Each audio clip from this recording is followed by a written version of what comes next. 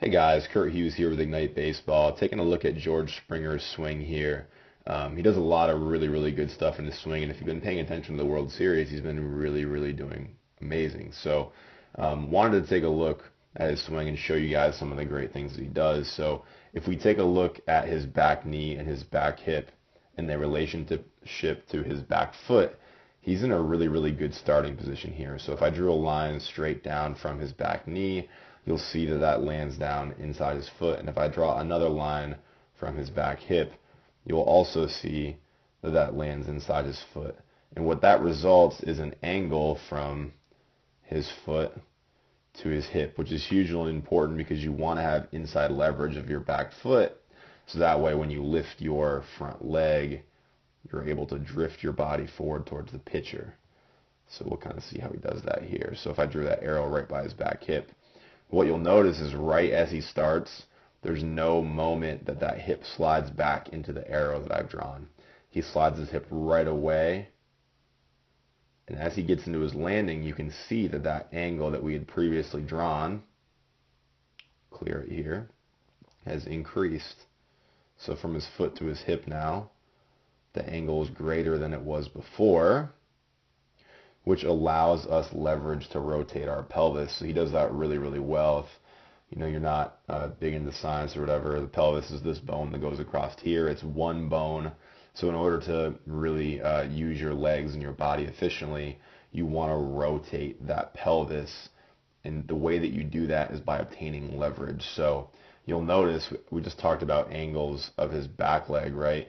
He also has an angle in his front leg. Now, if this angle were right here, going straight down, then he wouldn't have any leverage to really push back the front part of his pelvis and rotate around his spine. So it's really important that you get angles on not just your back leg, also your front leg, so that way you can move your hip this way with your front hip and move your hip this way with your back hip. And what you notice, guys, is that the spine is in the center, and what you'll see is that stays really still within the swing. And Springer does a great job of this. So if I move forward, you'll see his head stays still, and his spine just turns and pivots rather than having it slide forward. And we see a lot of young hitters have their pelvis slide forward a bunch, which moves their head and really restricts their ability to rotate. And that's one of the things that Springer does on a really high level, which is one of the reasons that he's an awesome hitter. So the other thing that I want you guys to take a look at is his posture and also his launch angle. So I'm not going to get too into the weeds and actually measure this, but I want you to see how he's hitting this ball up. If I drew a line through his angle, through his bat, his angle is pretty solid, and what you'll notice is that his bat is roughly matching the path of the ball, but I would even say that his bat is moving a little bit more up than the path of the ball coming in. But you'll see that that angle that he hits the ball out on is pretty drastic, and that's how he's able to hit the ball, over the fence, over the outfielder's head, the whole nine. And really, you might be thinking in your head, my son or daughter is, 12, or they don't have the power that Springer does, so he shouldn't, or he or she shouldn't be hitting the ball up.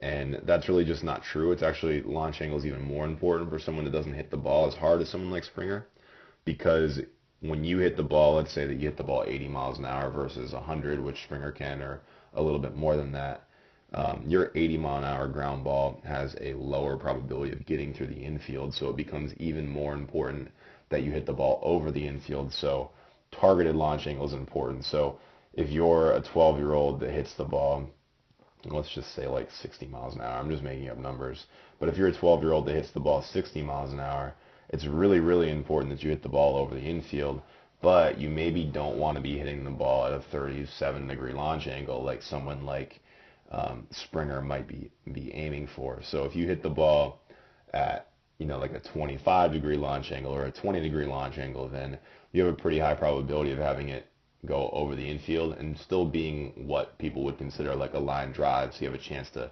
hit a single or a double. What you don't want to be doing is airing it out so high that people can just run under it.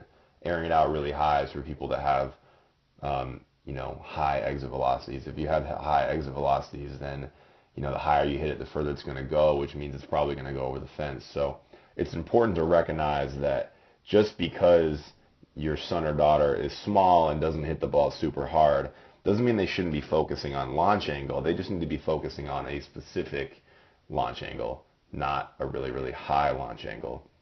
So the way that you're able to manipulate launch angle really is in your spinal lean. So you'll see that Springer does a really nice lean back here. And what you'll see is that he kind of is in his swing, you'll see that his bat plane, which is roughly here, is very close to being perpendicular to his swing plane. Now, obviously that's not perfect, but it's a pretty close approximation to what you usually see in swing. So you want to always lean back in your swing because that's going to make you swing up enough where you can drive the ball over the infield regardless. If you lean forward, then you can probably guess what it would be. But if you lean forward like this, then most likely your swing is going to be like that, which reduces the amount of time that your bat's in the way of the pitch and is going to influence you to hit ground balls that kind of go like this. But then also, if you don't square it up, it's going to make you hit pop flies that go a very, very drastic launch angle without being able to really hold exit velocity. So that spinal lean is really, really important in your ability to hit the ball up.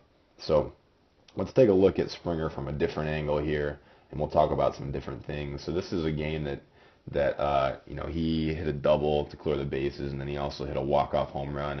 I believe this was in April.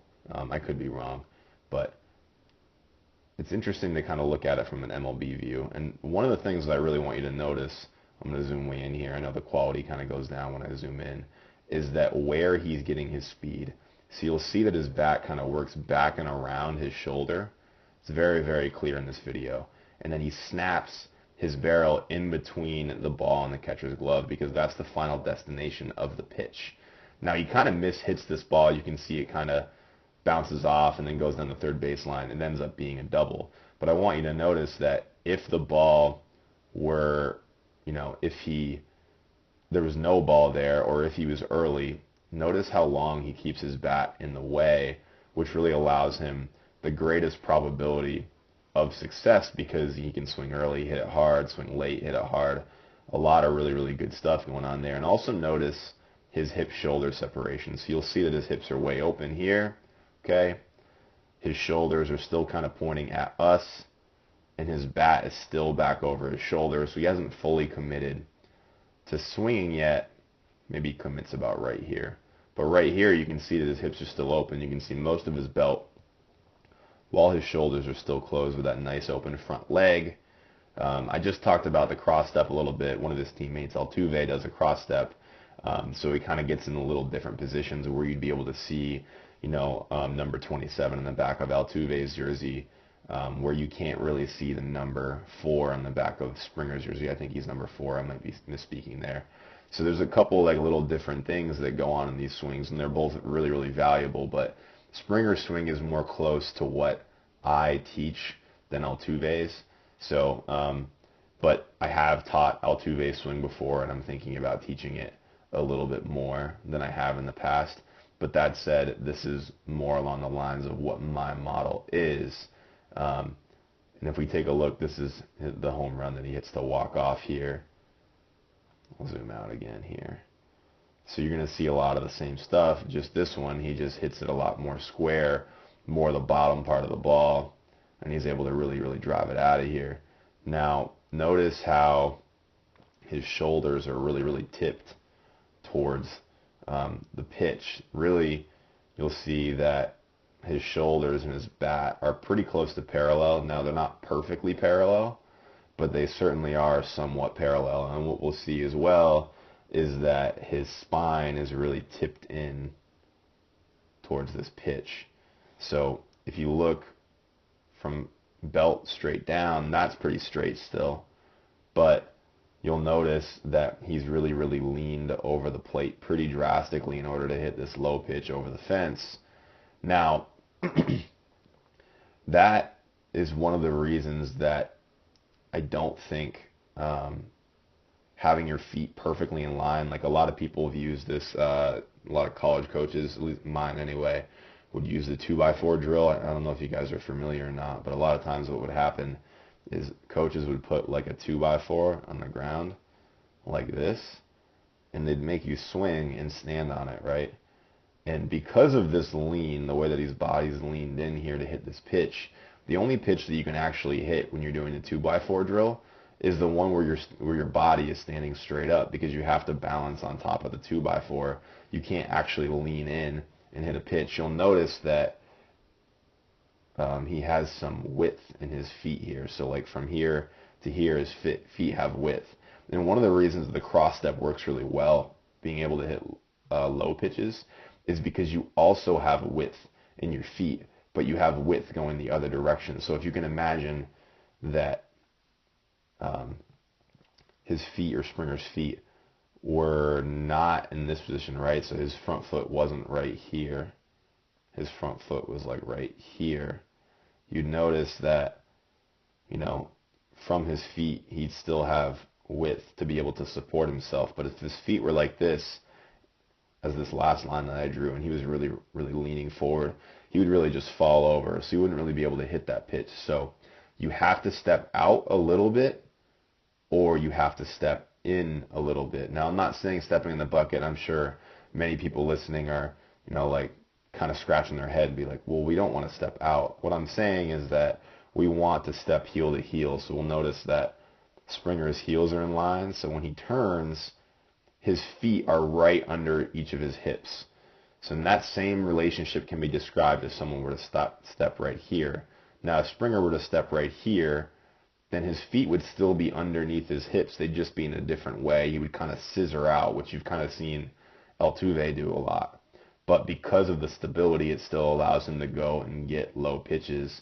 But if he had stepped perfectly straight, right, so his feet aren't under our hips, like he'd be standing on that 2x4 like we're talking about, he wouldn't be able to lean, because he wouldn't be able to have a base in a horizontal direction if you're looking at it from the MLB view.